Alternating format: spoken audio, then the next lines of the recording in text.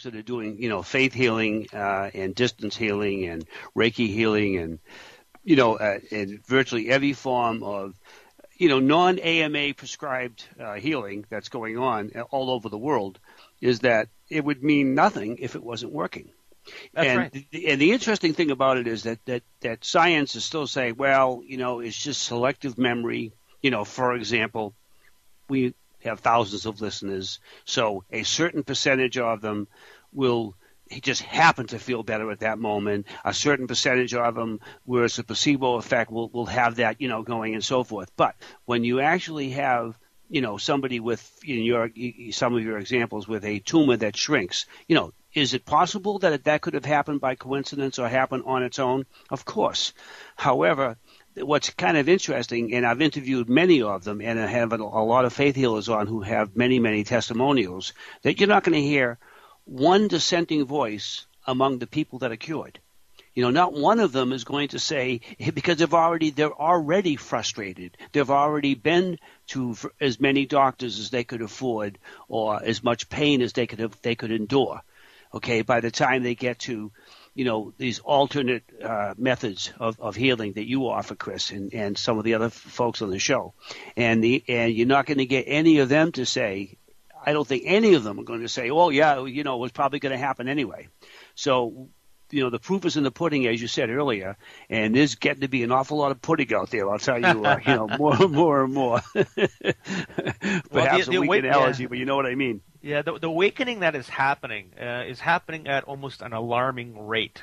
More and more people are calling me up. I've got a lot of videos on YouTube, and lots of people watch them. I got one video that talks about the fifth dimension consciousness that's coming in, the big shift, if you want to call it that. Mm-hmm. And people are calling me like, you know what? All of a sudden, I have this feeling within inside my body that there's something bigger going on, and that there's these changes happening, and all of a sudden I feel more alert, and I feel this, and I feel that. And we talk about it, and I say, yeah, you're ascending, you're starting to awaken. He says, yes, I am. And people start doing more research on the computer about all this type of thing, and they start reading books about it, and they bring in more and more of that energy, and all of a sudden they realize, yes, there is something happening. So that is what's going on, and that's what happened with me. It was only 7 years ago, that I awoke. And all of a sudden, I realized, hey, you know what? There's something out there other than just what the medical system prescribes and what you hear on the news and that type of thing. And I started doing more research, took some courses, and my awakening got higher and higher and higher. And here I am today. It was all of a sudden I awoke, started researching it, and here I am. And that's what's happening with a lot of people.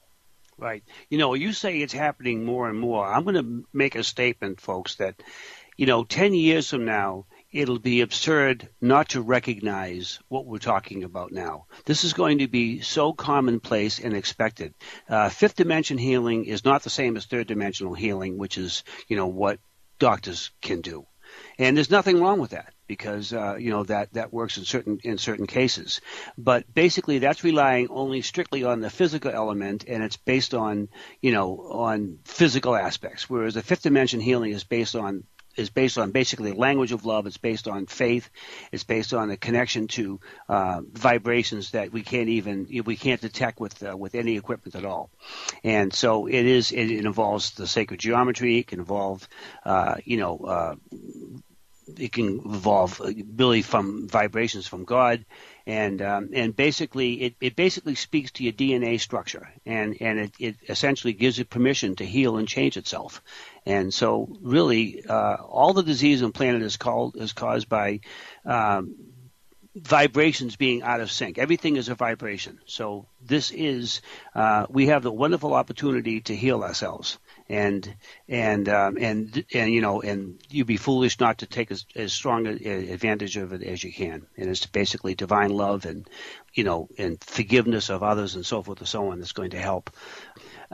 Chris, one of the folks in the chat room had asked this question, and I also find it kind of interesting, and it's a little bit off the off the exact topic of healing, but the ancient cultures seem to be masters of the use of sacred geometry and symbology and the energy contained within them and understanding pyramids. In fact, they were the ones who were building them and so forth and so on. And it's always intrigued me as to how they were aware of this particular knowledge. And honestly, I've done the research. I've read an awful lot on both the skeptics part of theories on this, and I've read the parts about, alien visitations and so forth. But you're very involved with this, and I'm just like to hear your opinion. We probably have a strong opinion one way or the other on that particular topic, because it is certainly a mystery.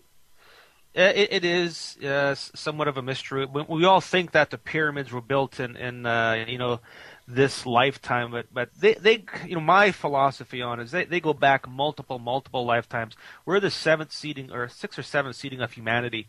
There's been other civilizations before us, and in all reality, how the heck are you going to lift those big mother blocks up that high and create this perfectly lined pyramid, perfectly in balance, and to create the belt of Orion?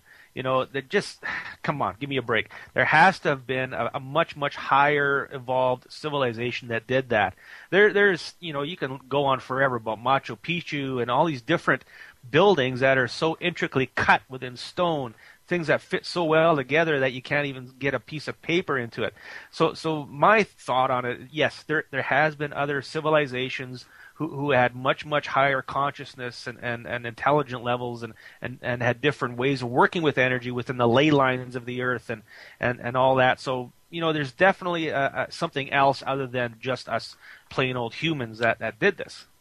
Right, and the pyramid itself just has its own very powerful energy by its structure, and we now know this. And I agree with you. And in fact, it's really beyond that. And even if they could, why would they have picked these sacred geometry symbols to build without this particular knowledge? It's very puzzling. And I'm always looking for a rational answer. And one of the things that we're taught in physics is that if there is two potential solutions or answers to the solutions to the problem or answers to the question, or multiple ones, the one that is almost generally right, and this is just a heuristic, but it works to be almost 100% of the time, is the one that's the simplest, okay? In other words, the one that has the least amount of moving parts, if you would, the least amount of, what ifs. And what we've done is looking, if I have my physics hat on, if I have my, Western science hat on, what we've come up with for explanations for how this goes on is so convoluted and so complicated to have it possibly be right. And then on the other side of it is, the work of God or alien visitation, okay?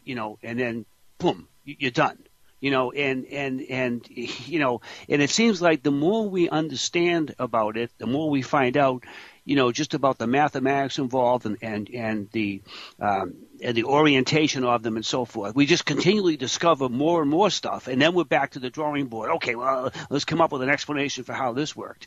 And I'm actually part of that. I'm actually part of the people not doing the research, but reading the results of it, trying to keep an open mind. And I have to tell you that it is a very complicated answer that the science is coming up with for how this could happen, and it gets more convoluted and more complicated every day. And they just try to come up with, really almost totally made up and crazy explanations that, quite frankly, beginning to sound absurd, even to folks I think that are saying them.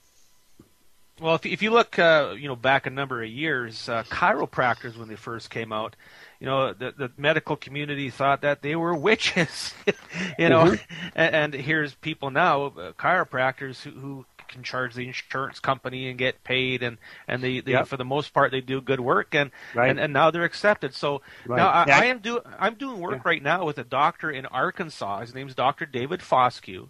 He's very much into the holistic end and the spiritual end of working with a health problem, but he still stays within the AMA. He's developing a computer program to help speed up wait times and to drop all the bureaucratic red tape that goes on with somebody going to see somebody in a doctor's office.